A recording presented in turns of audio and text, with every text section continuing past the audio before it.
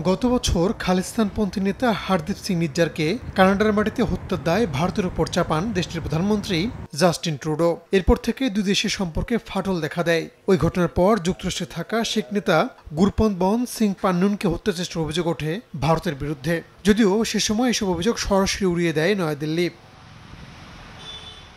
সোমবার একটি অনুসন্ধানী প্রতিবেদন প্রকাশ করেছে মার্কিন প্রভাবশালী গণমাধ্যম দ্য ওয়াশিংটন পোস্ট। এতে দাবি করা হয় পান্নুন হত্যা চেষ্টায় ভারতের গোয়েন্দা সংস্থা জড়িত। এমনকি বিক্রম যাদব নামে এক কর্মকর্তার নামও প্রকাশ করেছে গণমাধ্যমটি। প্রতিবেদনে পান্নুনকে মোদী সরকার বিরোধী হিসেবে উল্লেখ করা হয়েছে। এর সাবেক প্রধান সামন্ত গোয়েল ওই হত্যার সিদ্ধান্ত অনুমোদন করেছিলেন। এমনকি ভারতের জাতীয় নিরাপত্তা উপদেষ্টা অজিত দোভালও বিষয়টি জানতেন। পান্নুনকে হত্যার জন্য ঘাতক দল ঠিক করেছিলেন বিক্রম যাদব। কানাডায় নিজ্জারকে হত্যার ঘটনাতেও তার হাত রয়েছে বলে অভিযোগ আছে। ওয়াশিংটন পোস্টের প্রতিবেদনটিকে বিশেষ গুরুত্ব দিচ্ছে হোয়াইট হাউস। প্রেস সচিব কারিন জাপিয়েরে বলেন, বিষয়টি নিয়ে বিচার বিভাগ ফৌজদারি তদন্ত চালাচ্ছে।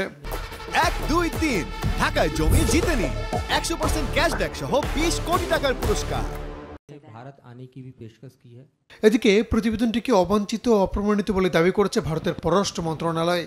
এক বিবৃতিতে মুখপাত্র রণধীর জয়সওয়াল বলেন, যুক্তরাষ্ট্রের উদ্বেগের পর তা তদন্ত করতে ভারত উচ্চ পর্যায়ের একটি কমিটি গঠন করেছে। এর মধ্যে এ ধরনের প্রতিবেদন দায়িত্বজ্ঞানহীন বলে মন্তব্য তার। অন্যদিকে চলমান লোকসভা নির্বাচনের মধ্যে এ ধরনের প্রতিবেদন নরেন্দ্র মোদী সরকারের ভাবমূর্তি নষ্টের চক্রান্ত বলে অভিযোগ শাসক বিজেপির। কয়েকদিন আগে প্রধানমন্ত্রী মোদী নিজে অভিযোগ করে বলেন, কিছু প্রভাবশালী চক্র পশ্চিমা শক্তির সঙ্গে হাত মিলিয়ে ভারতের ভাবমূর্তি নষ্টের ষড়যন্ত্র করছে। রাহানুল রানা, সময় সংবাদ।